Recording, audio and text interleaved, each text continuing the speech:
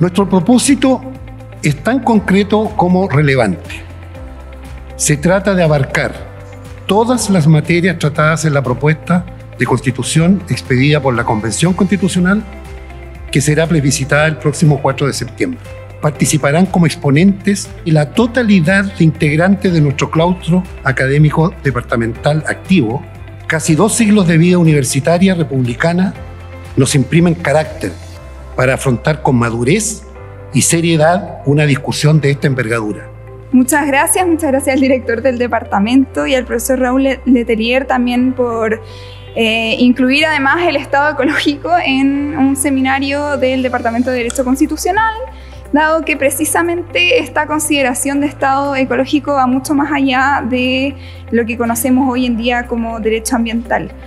Y para hacer un intento de imparcialidad también me gustaría referirme muy brevemente a cómo se encuentra consagrado hoy en día en la Constitución del 80 la materia. Esta contempla principalmente 2 grupos de categorías de normas relevantes para la protección y la regulación ambiental. Por una parte, aquellas destinadas a proteger y a regular el medio ambiente, y por la otra, las normas que integran el régimen jurídico de propiedad sobre los recursos naturales, que son parte integrante del modelo económico que prevé la Constitución, lo cual va a ser relevante para el análisis que pretendo hacer. Con respecto a las primeras, se encuentran las normas que consagran el derecho a vivir en un medio ambiente libre de contaminación y el deber del Estado de proteger el medio ambiente. Esto, y quisiera ser enfática en esto también para darle un punto a la Constitución del 80, se trató de una decisión muy innovadora en la época. Respecto no solo de la historia constitucional vigente, sino también fue una decisión bastante audaz respecto de las tendencias vigentes a la época en materia constitucional. Solo algunas constituciones reconocían este derecho, tales como Panamá, Grecia, España, siendo Chile uno de los primeros países latinoamericanos y del mundo en darle un rango constitucional a este derecho. Pero la segunda categoría de normas relevantes se encuentra en las bases constitucionales del modelo económico nacional, el llamado orden público económico y en particular la libre apropiación de los bienes, constituyendo el derecho de propiedad sobre los recursos naturales la regla general en nuestro sistema jurídico sin perjuicio de las excepciones que se contemplan. Ahora bien, el proyecto de nueva Constitución, que es la idea a analizar en este seminario, ya en su artículo primero y en particular en su inciso primero también, establece que Chile es un Estado social, democrático de derecho, plurinacional, pluricultural, regional y ecológico. Todas estas definiciones de Estado las podemos encontrar en mayor o menor medida en el derecho comparado, excepto la de Estado ecológico. En este sentido, el proyecto de nueva Constitución es único. Ni las constituciones de Ecuador, ni la Constitución de Colombia, que podríamos llamar constituciones ecológicas, definen al Estado como un Estado ecológico. Lo anterior, conforme al debate constitucional y como se produjo la discusión en la Convención, responde a la necesidad de reconocer la crisis climática y ecológica, además del valor inherente de la naturaleza expresada precisamente en los derechos de la naturaleza y los bienes comunes naturales, pero además de los derechos humanos ambientales como el derecho al agua, el derecho a un medio ambiente sano, a la participación y el acceso a la justicia ambiental, y además la distribución del poder en la toma de las decisiones ambientales. Sin embargo, tampoco se entregó una definición de lo que se entendería por Estado ecológico. Y lo anterior no es menor porque tampoco la doctrina ha sido clara en entregar lineamientos de qué significa que Chile o que cualquier Estado sea definido como un Estado ecológico. Y en este sentido, es necesario entonces recurrir a las normas de del propio proyecto de nueva Constitución, así como de los tratados internacionales y acuerdos internacionales en la materia para dotar de contenido tal concepto. Y de esta forma podemos categorizar, aunque sea solo por efectos pedagógicos, ya que se trata de categorías que pueden ser un poco difusas o que se pueden confundir, que las consecuencias de reconocer un Estado ecológico son principalmente 3 en la práctica. En materia de gobernanza y administración orientada a la protección del medio ambiente, en términos de derechos y garantías específicas para la naturaleza, de un medio ambiente sano, animales y pueblos originarios. O sea, gobernanza y administración, derechos y garantías por otra parte. Pero me referiré principalmente a los temas de gobernanza y administración, considerando que en el siguiente panel abordaremos derechos y libertades en materia ambiental y las implicancias que tiene el reconocimiento de estos derechos. En primer lugar, respecto de la gobernanza y la administración ecológica, es interesante revisar la idea de interés general que consagra este proyecto de nueva Constitución. Y es que el interés general en el proyecto es dotado de contenido en parte en el artículo 8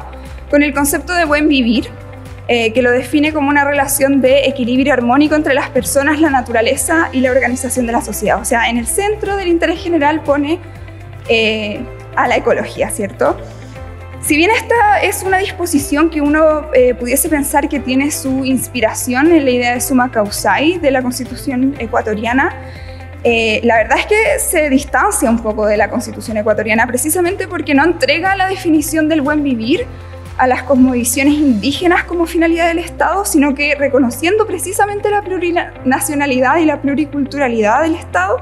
se limita a establecer que el buen vivir sería el equilibrio armónico entre las personas, la sociedad y la naturaleza.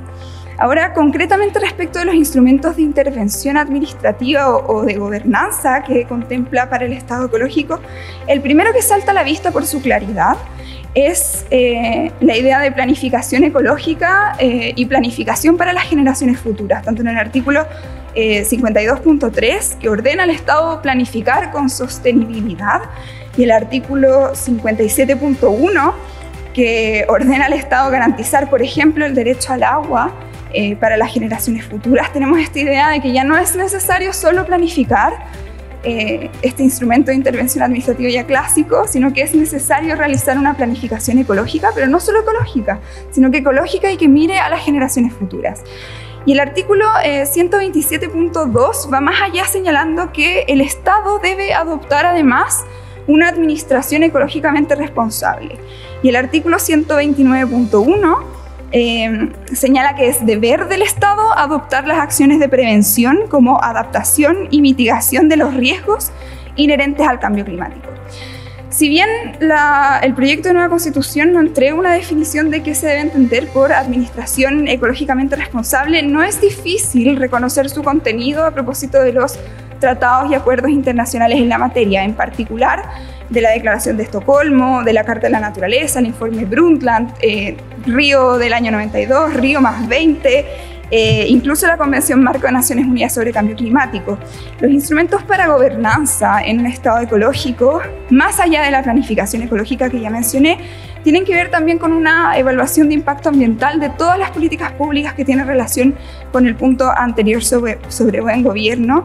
y que vaya más allá del análisis costo-beneficio. También tiene que ver con una colaboración público-privada en las materias medioambientales. Otro instrumento que se establece es el impuesto sobre uso de bienes comunes, la transparencia y el acceso a la información ambiental y la participación pública en la gobernanza ambiental. La doctrina, en base a estos compromisos, ha determinado que el Estado tiene la obligación de adoptar un enfoque ecológico a partir de estos tratados en cada una de sus actuaciones, incluso, por ejemplo, en las compras públicas. En este sentido, no sería baladí hacer una compra de los lápices más baratos, por ejemplo un lápiz Bic, que invertir un poco más de dinero en comprar un lápiz recargable. Ahora bien, el principal objeto de estos tratados y acuerdos internacionales es establecer un modelo de desarrollo económico en base al desarrollo sostenible, comprendiendo que no es posible permanecer o alcanzar el desarrollo económico en base a un modelo extractivista que no ponga su acento en la protección del medio ambiente. Y en este sentido, y una de las conclusiones más importantes, a mi parecer, al respecto de establecer esta idea de Estado ecológico en el artículo primero, número 1 de la Constitución, es que más allá de las normas concretas para la gobernanza o la administración, lo que hace el proyecto de nueva Constitución es consagrar un nuevo orden público económico que va más allá del liberalismo ambiental, que cuestiona incluso la idea del desarrollo sostenible para poner la protección de la naturaleza como un principio estructurante del desarrollo económico. Lo interesante de este enfoque es que comprende que, producto de la crisis climática y ecosistémica, ningún objeto o ningún fin del Estado va a poder ser alcanzado si no aseguramos el equilibrio en nuestras actividades y la naturaleza. Ahora bien, así interesante también sería analizar cómo juega o qué rol o cómo se ponderarán los objetivos del Estado social de derecho con los objetivos del Estado ecológico, cuando una eventual satisfacción de necesidades implique necesariamente el desgaste del medio ambiente.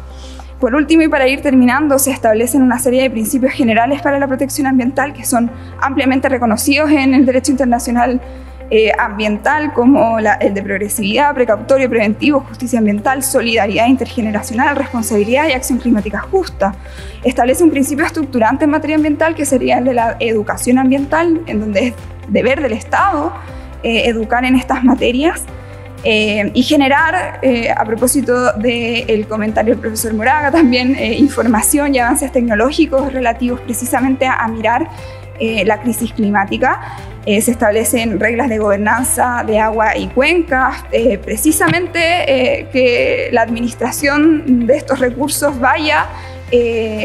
relacionada directamente con la realidad de esas cuencas. Se establecen los derechos que vamos a ver en el siguiente panel y como garantía principal la Defensoría de la Naturaleza. Eso.